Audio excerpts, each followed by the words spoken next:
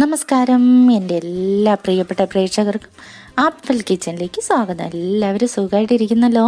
നമുക്കിന്നൊരു അടിപൊളി സാമ്പാർ റെഡിയാക്കിയാലോ. ഇൻസ്റ്റൻ്റായിട്ട് വേഗത്തിൽ വളരെ ടേസ്റ്റി ആയിട്ട് നമ്മൾ പരിപ്പും എല്ലാം സെപ്പറേറ്റ് ആയിട്ട് വേവിച്ചെടുത്ത് സമയം കളയാതെ എങ്ങനെയാണ് അതിവേഗത്തിൽ ടേസ്റ്റി ആയിട്ട് സാമ്പാർ തയ്യാറാക്കുന്നതെന്ന് നോക്കാം.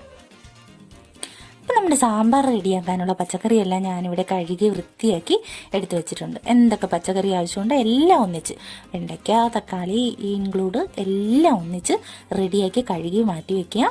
അതിന് നമുക്കൊരു കുക്കറിലേക്ക് മാറ്റാം.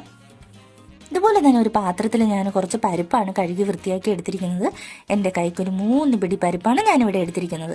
ആ കഴുകി വൃത്തിയാക്കിയ പരിപ്പും കൂടി നമുക്ക് പച്ചക്കറിയുടെ ഒപ്പം ചേർത്ത് കൊടുക്കാം. അടുത്തതായി ഞാനിവിടെ എടുത്തിരിക്കുന്നത് ഒരു നെല്ലിക്ക വലുപ്പത്തിലുള്ള പുളിയാണ്. പിഴിയുന്ന പുളിയാണ് എടുത്തിരിക്കുന്നത്, വാളൻ പുളി.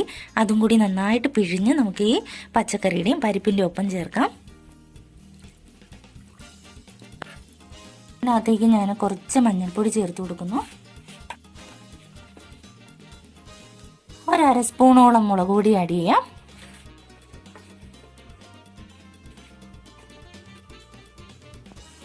ഇനി 1/2 സ്പൂണോളം മല്ലിപ്പൊടി കൂടി ചേർത്ത് കൊടുക്കാം.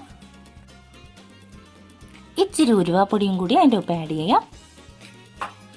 ലേശം കായപ്പൊടിയും കൂടി ചേർത്ത് കൊടുക്കാം.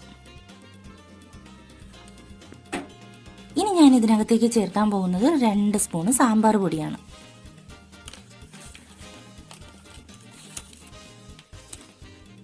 സാമ്പാർ പൊടി നിങ്ങൾക്ക് ഇഷ്ടമുള്ള ബ്രാൻഡ് ഉപയോഗിക്കാം, അല്ലെങ്കിൽ തന്നെ ഉണ്ടാക്കി എടുക്കുന്നതാണെങ്കിൽ അങ്ങനെ. അതും കൂടി ചേർത്ത് നമുക്ക് കുറച്ച് വെള്ളം ഒഴിച്ച് നന്നായിട്ട് മിക്സ് ചെയ്തെടുക്കാം.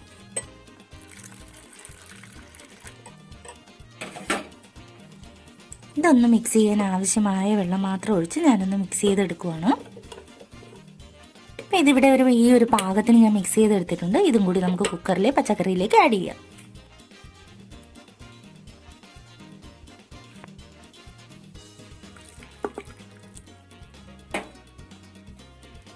ഇതിനകത്തേക്ക് ആവശ്യമുള്ള കുറച്ച് വെള്ളം കൂടി ആഡ് ചെയ്ത് കൊടുക്കാം.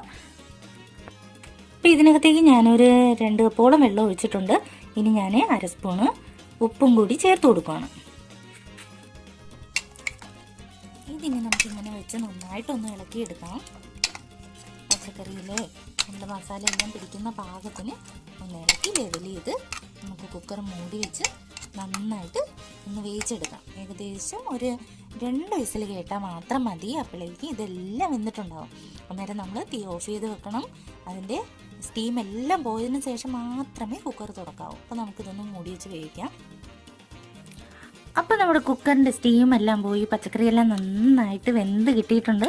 കണ്ടോ, നല്ല അടിപൊളിയായിട്ട് ഇതെല്ലാം വെന്ത് കിട്ടിയിട്ടുണ്ട്. ഇനി നമുക്കിത് എന്താ ചെയ്യേണ്ടതെന്ന് നോക്കാം. ഒരു കടായി അടുപ്പത്തേക്ക് വെക്കാം. ഞാൻ കുറച്ച് എണ്ണ ഒഴിച്ചു കൊടുക്കാൻ പോവുകയാണ്.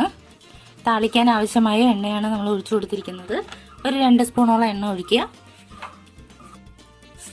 ഇനി ആവശ്യത്തിന് കടുകിടാം.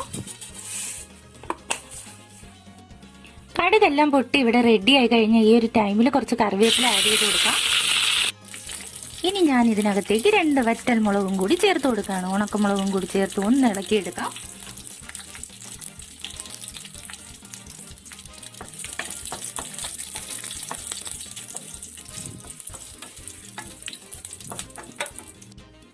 ഇനി ഞാനിവിടെ ഒരു കുടം വെളുത്തുള്ളി എടുത്ത് റെഡിയാക്കി ഇവിടെ വെച്ചിട്ടുണ്ട്. 2ആയിട്ട് കീറി തോലെല്ലാം കളഞ്ഞ് റെഡിയാക്കി വെച്ചിട്ടുണ്ട്. ഇതും കൂടി നമുക്ക് താളിപ്പിലേക്ക് ചേർത്ത് കൊടുക്കാം.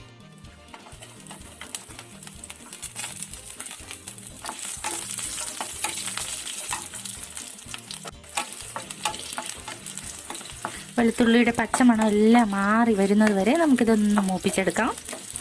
ചെറിയ തീയിൽ വെച്ച് വേണം മൂപ്പിച്ചെടുക്കാനായിട്ട്.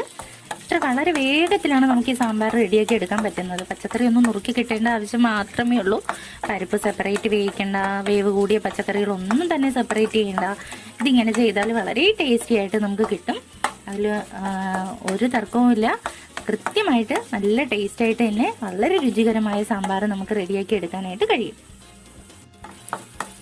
നമ്മുടെ താളിപ്പെല്ലാം ഇവിടെ റെഡിയായി വന്നിട്ടുണ്ട്. ഇനി നമ്മൾ തയ്യാറാക്കി വെച്ച സാമ്പാർ ഇതിനകത്തേക്ക് നമുക്ക് ചേർത്ത് കൊടുക്കാം.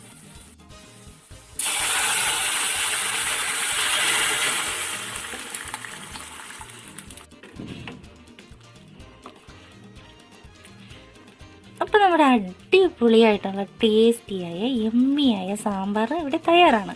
കണ്ടോ, കഷ്ണങ്ങളൊന്നും തന്നെ വെന്തുടഞ്ഞൊന്നും പോയിട്ടില്ല, എല്ലാം സെപ്പറേറ്റ് ആയിട്ട് കിട്ടിയിട്ടുണ്ട്.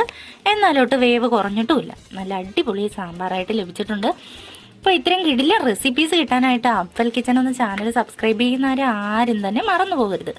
ഈ ഒരു ടൈമിൽ വേണമെങ്കിൽ നമുക്ക് ഉപ്പെല്ലാം ടേസ്റ്റ് ചെയ്ത് നോക്കിയിട്ട് കുറവുണ്ടെങ്കിൽ ചേർത്ത് കൊടുക്കാം, കായത്തിൻ്റെ കുറവുണ്ടെങ്കിൽ ചേർക്കാം. അങ്ങനെയുള്ള കാര്യങ്ങളൊക്കെ ഇപ്പോൾ കറക്റ്റ് ചെയ്യാവുന്നതാണ്. അപ്പം തന്നെ ഇത്ര ഈസി ആയിട്ട് കിട്ടുന്ന സാമ്പാറിൻ്റെയും മറ്റു റെസിപ്പീസും എല്ലാം നിങ്ങളുടെ ഫ്രണ്ട്സിനൊക്കെ ആയിട്ട് നിങ്ങൾ ഷെയർ ചെയ്യാൻ മറന്നു പോകരുത് കേട്ടോ. കൂടെ തന്നെ ആ ചെറിയ ബെൽ ബട്ടൺ അമർത്തി ഓൾ എനേബിൾ ചെയ്യാൻ ആരും തന്നെ മറന്നു പോകരുത്. എങ്കിൽ മാത്രമേ അടിപൊളി റെസിപ്പീസ് നിങ്ങളുടെ കിച്ചണിലേക്ക് എത്തുകയുള്ളൂ. ഇനി ഫൈനലായിട്ട് നമുക്ക് കുറച്ച് മല്ലിയില കൂടി ഇതിൻ്റെ ഒപ്പം ആഡ് ചെയ്ത് കൊടുക്കാം. നന്നായിട്ട് ഇളക്കി കൊടുക്കാം.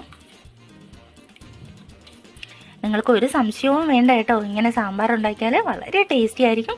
ഒറ്റ തവണയെങ്കിലും നിങ്ങൾ തീർച്ചയായും ഇതുപോലെ തയ്യാറാക്കി നോക്ക്. എന്നിട്ട് ഞങ്ങളോട് അഭിപ്രായം പറയുക, എങ്ങനെ ഉണ്ടായിരുന്നു, അടിപൊളിയല്ലേ എന്ന് അഭിപ്രായം കമൻസിലൂടെ അറിയിക്കുക. Thanks for watching.